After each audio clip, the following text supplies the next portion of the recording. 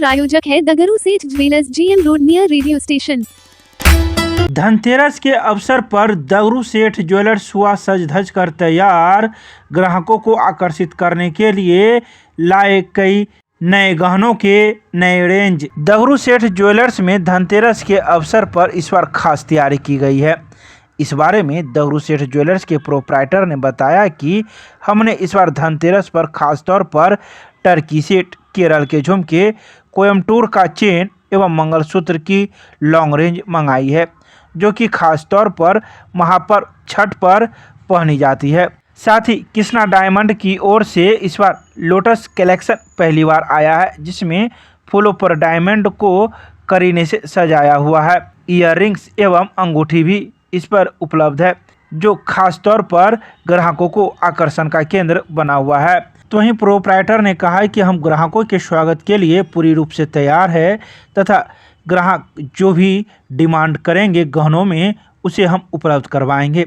वहीं प्रोप्राइटर के साथ साथ सभी कर्मी धनतेरस की तैयारी में दिलो जान से लगे हुए हैं, ताकि ग्राहकों को किसी प्रकार की कोई शिकायत न हो।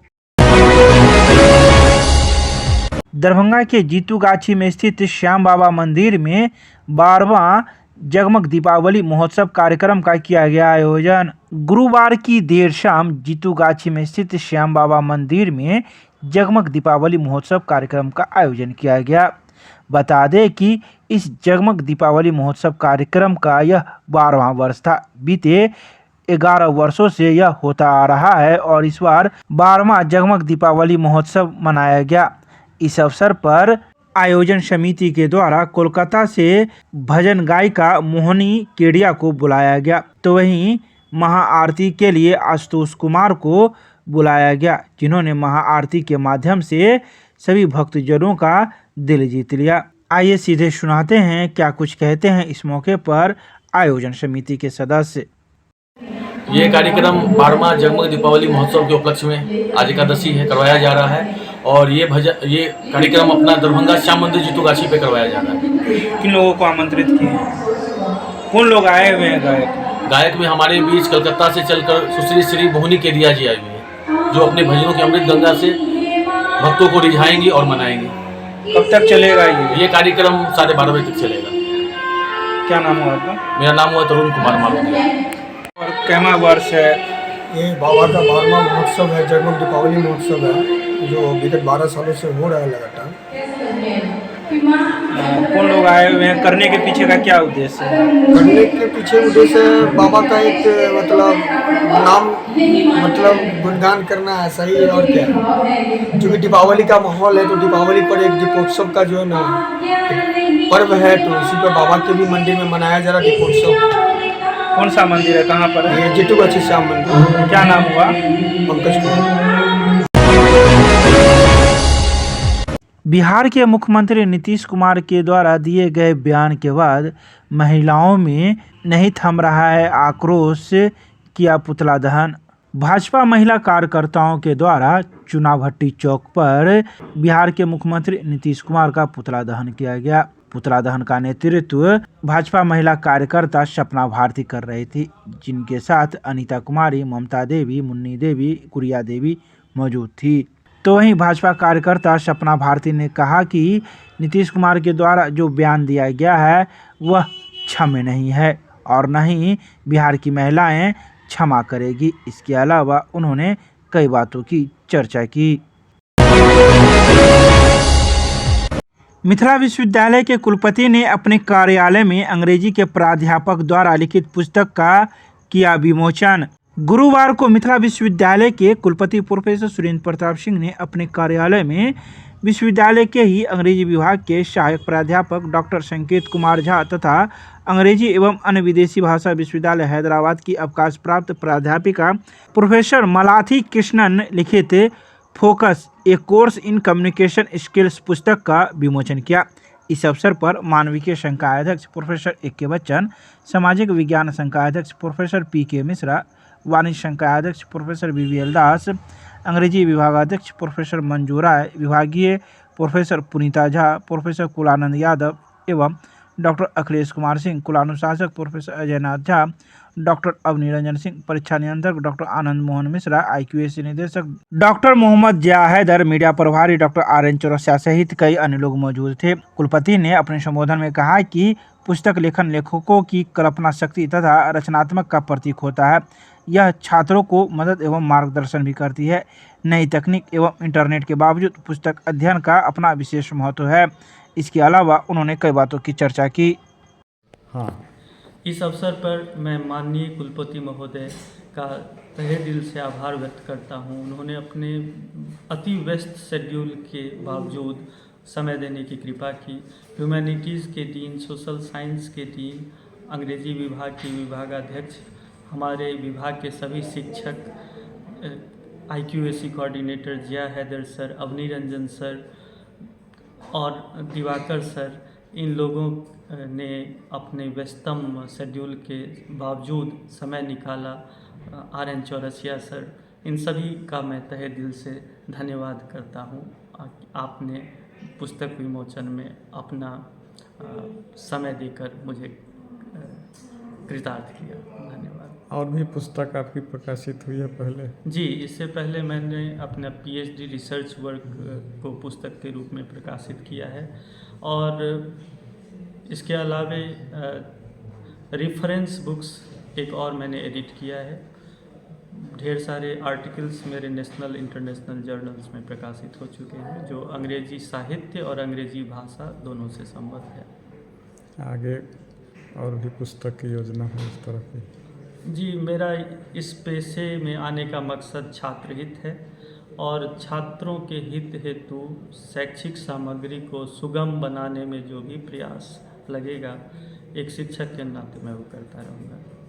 ये अपना परिचय, कहाँ कार्यरत हैं, नाम सहित? मेरा नाम संकेत कुमार झा है। मैं विश्वविद्यालय अंग्रेजी विभाग में सहायक प्राध्यापक हूँ।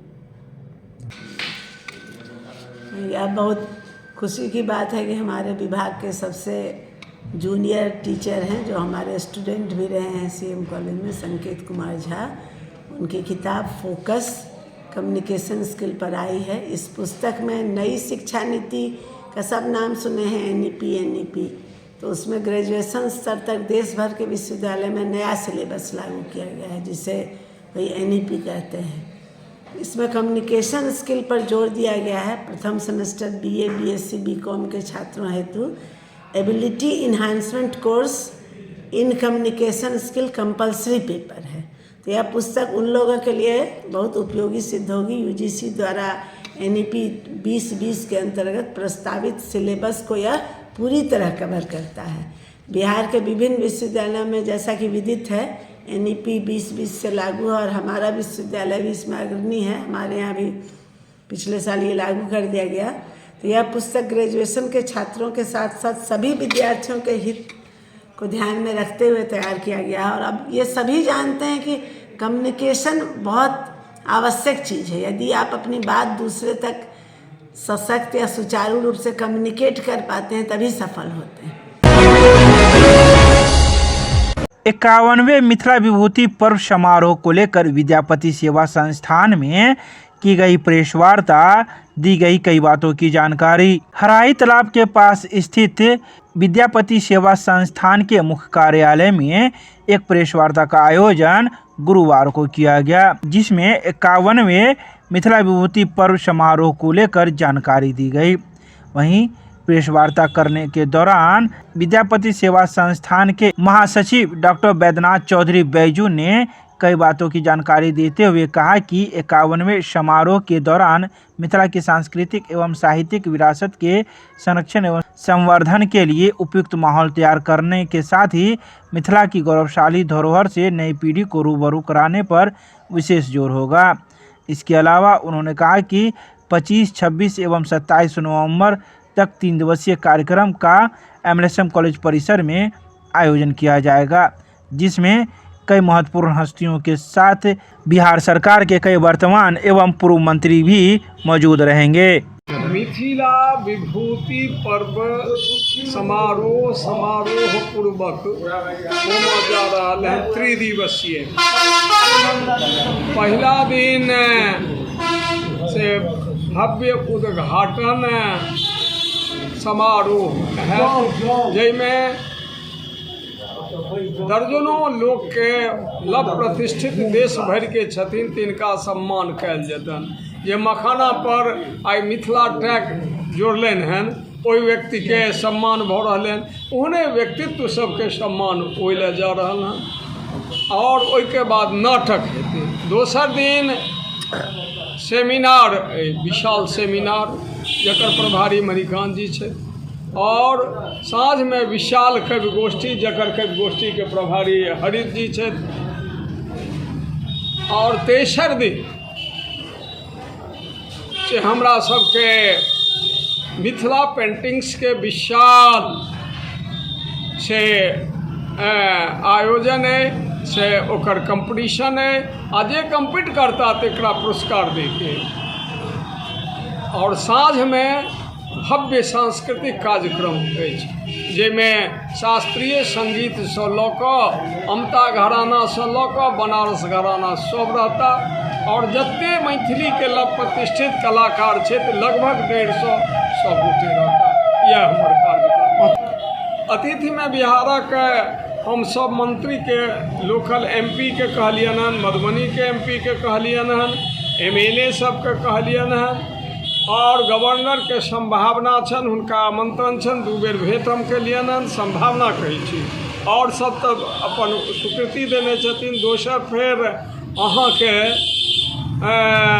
रामवरण यादव के संभावना छन आबै के, और परमानंद एने उपराष्ट्रपति पूर्व छला, और रामवरण यादव पूर्व उपराष्ट्रपति छला, हिनका आबै के संभावना। कहाँ के राष्ट्रपति? कहाँ के राष्ट्रपति? नेपाल के। ये कार्यक्रम कहाँ पे होगी? महाराज लक्ष्मेश्वर सिंह कॉलेज में, MLA कॉलेज। शिक्षा विभाग के अपर मुख्य सचिव के पाठक की तानाशाही के विरोध में मिथिला विश्वविद्यालय में आयशा कार्यकर्ताओं ने निकाला प्रतिवाद मार्च। गुरुवार को मिथिला विश्वविद्यालय में आयशा कार्यकर्ताओं के द्वारा प्रतिवाद मार्च निकाला गया। यह प्रतिवाद मार्च अपर मुख्य सचिव के पाठक द्वारा छात्रों के नामांकन रद्द करने के छात्र विरोधी फैसले के विरोध में निकाला गया। मार्च के उपरांत छात्र छात्राओं को संबोधित करते हुए आयशा जिलाध्यक्ष शम्स तबरेज ने कहा कि दूर से आने वाले बच्चों को काफ़ी कठिनाइयों का सामना करना पड़ता है, इसलिए बिहार के शिक्षा मंत्री से अनुरोध है कि छात्रों की बेहतर उपस्थिति के मद्देनज़र विश्वविद्यालय के विद्यार्थियों के लिए बस की सुविधा मुहैया करवाई जाए। वहीं जिला सचिव मयंक कुमार ने कहा कि 21 लाख छात्रों के नाम काटने के खिलाफ और स्कूल कॉलेजों में समुचित व्यवस्था के लिए आयशा ने राज्यव्यापी प्रतिवाद मार्च निकाला है। जिस तरीके से पूरे बिहार के अंदर में शिक्षा व्यवस्था, स्कूल और कॉलेज की स्थिति आप उससे रूबरू होइएगा। जिस स्कूल और कॉलेज के अंदर में क्लासरूम का अभाव हो, शिक्षक का अभाव हो, लाइब्रेरी का अभाव हो, लेबोरेटरी का अभाव हो, शौचालय का अभाव हो, पानी पीने का अभाव हो, उस जगह पे शिक्षा विभाग का एक फरमान आता है कि 3 दिन जो बच्चे स्कूल नहीं आएंगे उसकी नाम काट दी जाएगी। हम उस महामहिम से अनुरोध करते हैं कि पहले आप अपना जो आपका विधि व्यवस्था है शिक्षा व्यवस्था, शिक्षा जगत का, आपका स्कूल का जो विधि व्यवस्था है, कॉलेज का जो विधि व्यवस्था है, उसको सुदृढ़ करिए। आप उसके बाद 75% नहीं 100% अटेंडेंस लीजिएगा, आपके साथ हम कदम से कदम मिला के खड़े रहेंगे। लेकिन अभी हाल फिलहाल में आप ही लोग के जरिए से हम लोग को जानकारी हुई है कि किसी कॉलेज में किसी गांव के तमाम बच्चे आ जाते थे, स्कूल में बैठने का जगह नहीं रहता है। उस जगह पे बच्चे यदि 3 दिन नहीं जाएंगे पढ़ने तो उसके नाम काट दी जाएगी। पहले तो आप बैठने का व्यवस्था करिए, उससे बैठने के बाद पर जो बच्चे पढ़ेंगे उसके लिए शिक्षक का व्यवस्था करिए, उसी स्कूल के अंदर में लाइब्रेरी की व्यवस्था करिए, तो पानी पीने का व्यवस्था करिए, शौचालय का व्यवस्था करिए। तब इस तरीके का तुगलकी फरमान यदि जारी करिएगा तो मुझे लगता है कि 100% लागू होगा, नहीं तो ये तुगलकी फरमान के ही जैसा रह जाएगा। ये बात के लिए आज हम लोग प्रतिवाद मार्च निकाले हैं और सरकार को चेताए हैं कि पहले अपना विधि व्यवस्था सुरक्षा सुदृढ़ कर लीजिए, आने वाले टाइम में छात्र आपके साथ रहेंगे।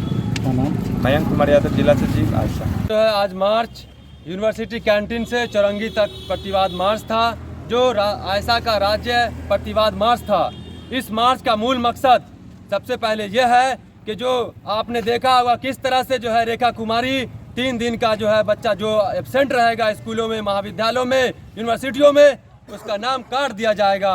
और आपने देखा भी होगा कि CM कॉलेज में बहुत सारे छात्र छात्राओं का नाम काट भी दिया गया है। और फिर बिहार में 21 लाख बच्चों का जो है वो भी नाम काटा जा चुका है। तो हम लोग इसी को लेकर के जो है आज प्रतिवाद मार्च निकाले हैं और रेखा कुमारी से हम ये अनुरोध करते हैं कि पहले जो है आप सारे स्कूल के सुविधाओं, सारे स्कूलों में अच्छी सुविधाओं का आप मुहैया कराइए, उसके बाद जाकर के जो है आप इस तरह की फरमान लाइए। हाँ, आप जो है 75% पे जो है हम आपका समर्थन है कि 75% बच्चे अगर कॉलेज में आएंगे तो उनकी शिक्षा व्यवस्था सही होगी, उनको अच्छा शिक्षा मिलेगा। लेकिन आप जो ये 3 दिन का फरमान जारी की है, अगर हम 3 दिन बीमार पड़ जाएंगे तो भी नाम काट दिया जाएगा। इसका गारंटी कौन लेगा? कौन ऐसा इंसान है जो आज बीमार नहीं पड़ता है? कौन ऐसा इस बिहार में ऐसा मजदूरों का ये बिहार है, किसानों का ये बिहार राज्य है? इसमें जो है बहुत सारे बहुत दूर से आते हैं, बेगूसराय से आते हैं, समस्तीपुर से आते हैं, मधुबनी से आते हैं, बहुत दूर दूर के जिला से इस विद्यालय में पढ़ने आते हैं। उनको कठिनाइयों का सामना करना पड़ रहा है। आप उनको हॉस्टलों का सुविधा कराइए और जो है जितना भी बस हम तो ये भी अनुरोध करेंगे आप शिक्षा मंत्री से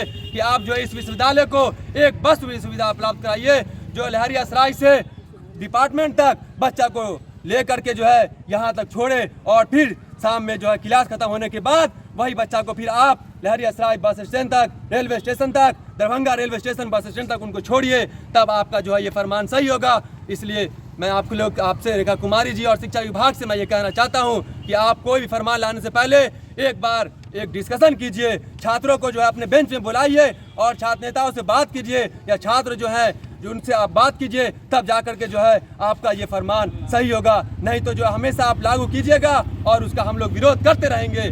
मेरा नाम मोहम्मद शम्स तबरेज, आयसा जिला अध्यक्ष।